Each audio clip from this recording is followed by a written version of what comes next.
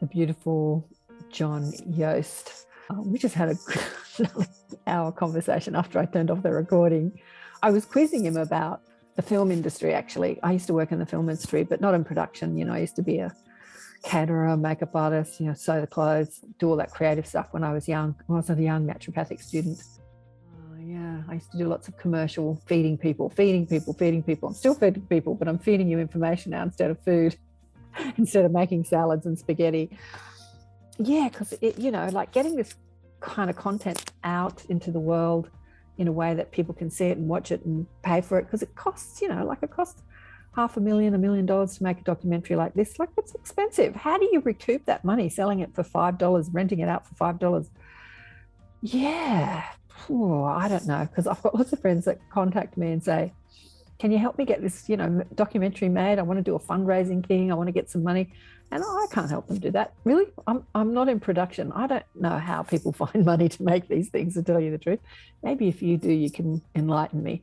But John's been working in the film industry for years, and he's already got a company up and running a commercial company where he makes television commercials, and he works for big productions. So he just sunk his own money into it. And I said, do you think he'll recoup your money? And he said, yeah, he really does. He thinks he will. So hopefully he will. But he was just telling me, I don't know if I should say this on film. Yeah, why not? We were talking about Jeff. I've just been on Jeff Mara's fabulous podcast show. I have to say, I fell completely in love with Jeff, and I'm going to have him, not in that way, like, I fall in love with everybody. I'm going to have Jeff share his story on my show. He didn't think he had an interesting story because he hasn't an NDE or a spiritually transformative experience, but I don't care. I think that he's still fascinating. And John was on Jeff's show too. And I was just saying, wasn't it great being on Jeff's show? I got so many great comments and so many views, and it was just beautiful. I wish my show had as many people and views and stuff like that. Maybe one day. Different caliber of audience, I have to say. And he said, no, half the views or more than half the comments were negative. And they were saying, this guy's not giving us any answers. He's just trying to sell a documentary. And I said, really? That's what the comments were? He said, yeah, go and read the comments. He said, most of them are really negative. And I'm like, oh, really? That really, because I have to say that the comments that I got were really lovely and positive. A couple of people said not buying it, and a couple of other people said, but, like very few said, what did they say? I can't remember now, but I did respond. What was it that they said? Sort of negative information doesn't stay in my mind. They had some comment about, I can't remember. It'll come back to me. But yes, it's interesting, the people that are out there. And I told him that my audience are different, that they're all very enlightened, and I attract a different audience. I don't think I attract the seekers. The seekers are the people that are just ingesting information. Oh, that's interesting. Next, oh, that's interesting. Next, oh, that's interesting. Next. And they're just watching, they're just drawing in all this information, but it's not sort of landing. They're at the beginning, they're expanding their mind and their consciousness, and they just get on with their life. It doesn't really change how they, think and feel and what they do with their lives. My audience is not like that. My audience does stuff. They actually implement. I get so many emails saying how the shows have changed people's lives, and they've started to implement the teachings that come through the shows into their lives, and their lives have changed. And you guys, you take action too. Like, you buy the DVDs and you buy the books, because everybody I put on the show says, I'm selling the books are selling, and the DVDs are selling. And so they're not worried about, you guys are not worried about being sold to, oh, you're just trying to sell me a DVD. You know what? Yes, that's why he came on the show, to sell his DVD and try and recoup some of the money. But, in doing so, he's also expanding consciousness and waking people up and letting people come out of that fear and that closet of, if I share what I know, what happened to me, or if I look into it and I have a hypnotherapy and find out how is that going to change my life, and what will people think of me, and this fear that so many people live about being ridiculed and judged. And you see the comments on many YouTube shows. It's not surprising. Many people are so judgmental, because we're in that logical, critical mind. I think I've talked about on Galactic Goddesses, Connect Hearts across Australia, across the waters.